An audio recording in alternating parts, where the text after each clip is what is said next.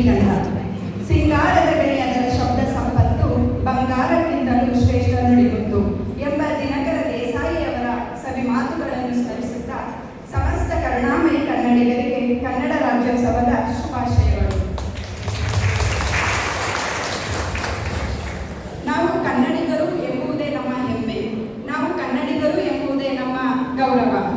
ವಿಶ್ವಗುರು ಬಸವಣ್ಣನವರು ವಚನದಂತೆ ಇವನಾರವ ಇವನಾರವ ಇವನಾರವ ಎಂದೆನಿಸದಿರಯ್ಯ, ಇವ ನಮ್ಮವ ಇವ ನಮ್ಮವ ಇವ ನಮ್ಮವ ಎಂದೆನಿಸಯ್ಯ ಎನ್ನುವ ಹಾಗೆ ಸರ್ವರನ್ನು ಪ್ರೀತಿಸುವ, ಸರ್ವರನ್ನು ಗೌರವಿಸುವ ಹೃದಯ ಶ್ರೀಮಂತಿಕೆಯನ್ನು ನಾವು ಹೊಂದಿದ್ದೇವೆ.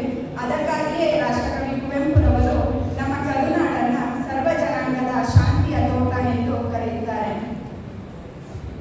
ಕನ್ನಡ ನಾಡಿಗೆ, ಕನ್ನಡ ಭಾಷೆಗೆ ಸಾವಿರಾರು ವರ್ಷಗಳ ಇತಿಹಾಸವಿದೆ. ನಮ್ಮ ಸಾಹಿತ್ಯ, ಕಲೆ, ಸಂಸ್ಕೃತಿ, ನೃತ್ಯ, ನಾಟಕ ನಮ್ಮ ಕರುನಾಡಿನ ವೈಭವವನ್ನು ಹಿಮ್ಮಡಿಗೊಳಿಸಿದೆ. ಈಗ ಅಂತಹದೇ ನಮ್ಮ ಕರುನಾಡಿನ ಪರಂಪರೆಯನ್ನು ಬೀರುವ ಒಂದು ಸಾಹಿತ್ಯದ ಸಂಗೀತವನ್ನು ನಿಮ್ಮ ಮುಂದೆ ವ್ಯಕ್ತಪಡಿಸಲಿದ್ದೇವೆ.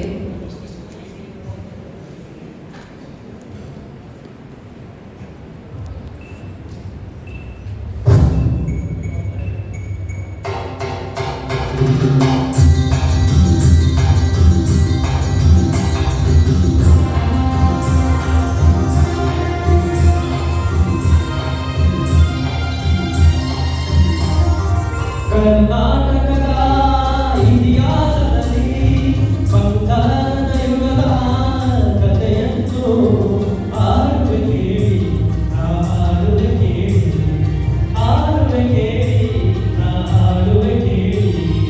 ಕರ್ನಾಟಕದ ಇತಿಹಾಸದಲ್ಲಿ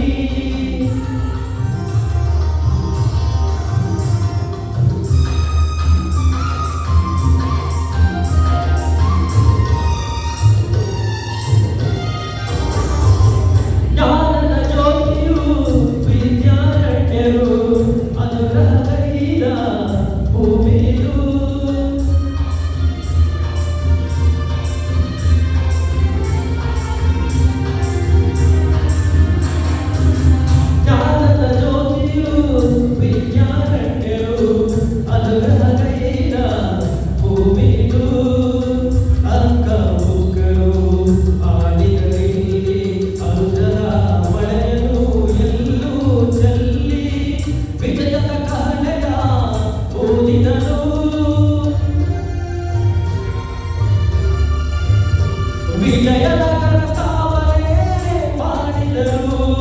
ಕರ್ನಾಟಕದ ಇತಿಹಾಸದಲ್ಲಿ ಬಂಗಾರದ ಯುಗದ ಕಥೆಯನ್ನು ಆಡುವೆ ಕೇಳಿ, ನಾಡುವೆ ಕೇಳಿ, ಆಡುವೆ ಕೇಳಿ, ನಾಡುವೆ ಕೇಳಿ.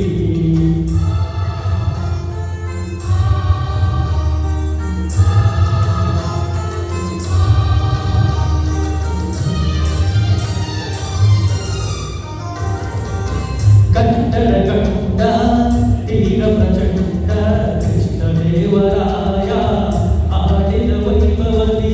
ಕಟ್ಟಡ ಕಂಡ ತೀರ ಪ್ರಚಂಡ ಕೃಷ್ಣದೇವರಾಯ